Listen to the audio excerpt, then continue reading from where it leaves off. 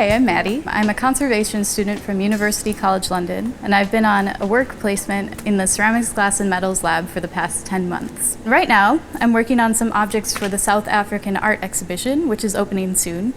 So this is a Xhosa tobacco pipe, and as you can see, it's made out of wood, the main body of it, but it also has an iron fitting on the pipe bowl that is attached in place with a little bit of resin. So on this object, I've been doing little repairs. So the resin on the pipe bowl was coming apart, so I reattached it with this material, which is called Japanese tissue paper. So I put an adhesive on it and then attached the flakes of resin so it sort of holds it in place.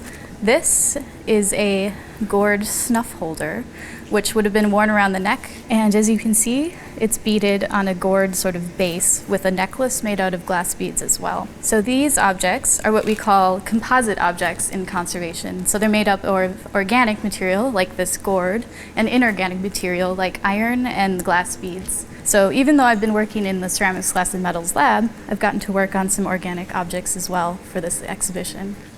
So I'm going to start cleaning some of the beads on this tobacco pipe.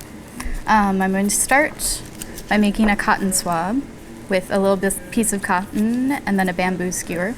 And I'm going to dip this in my solution of deionized water and IMS in a ratio of 70:30. So this is going to wet the beads just a little bit and allow me to remove some of the dirt.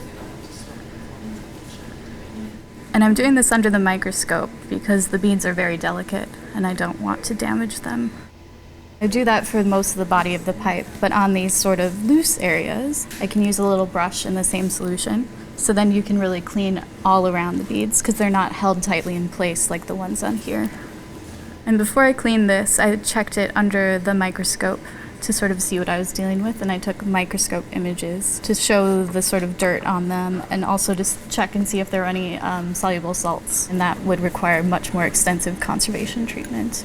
So this is the gourd snuff bottle, and you can see right here the area where resin has been applied to the surface of the beads. And I'm not really sure why they did this, but it might have been to sort of keep the beads in place or for some other sort of historical significance. And that I'm leaving in place because it's part of the history of the object and sort of shows how it was made and what it was used for.